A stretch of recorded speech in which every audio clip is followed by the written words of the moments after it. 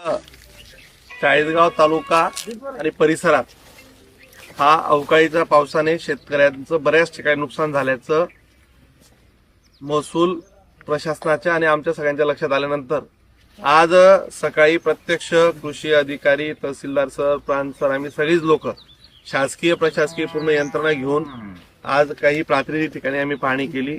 भारतीय जनता पार्टीचे आमचे सगळे प्रमुख पदाधिकारी आणि एकंदरीत प्रशासनाला तातडीचे पंचनामे करून पंचनामांचा अहवाल शासनात सादर करण्याच्या सूचना आता दिलेल्या आहेत. या संदर्भात सोमवारी किंवा मंगळवारी पुन्हा राज्याचे मुख्यमंत्री आणि मदत पुनर्वसन मंत्री यांना भेटून ही वस्तुस्थिती लक्षात आणून देऊ. ज्या ज्या ठिकाणी तालुक्यात शेतकऱ्यांचं नुकसान झालं आहे त्या शेतकऱ्यांनी काळजी करण्याचं कारण नाही.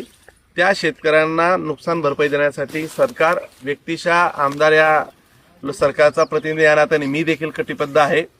जेव्हा जेव्हा चाळीसगाव तालुक्यावर शेतकऱ्यांवर जेव्हा जेव्हा संकट निर्माण झाली आहे, सरकारच्या माध्यमातून कायम त्यांच्या पाठीमागे खंबीर उभं राहण्याचा प्रयत्न आपण केलाय.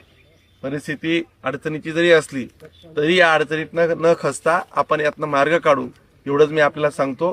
प्रशासन लवकरात लवकर पंचनामे करून ते शासनात सादर करेल असं आम्ही आता प्रशासकीय सगळ्या यंत्रणेला सूचना दिल्या आहेत.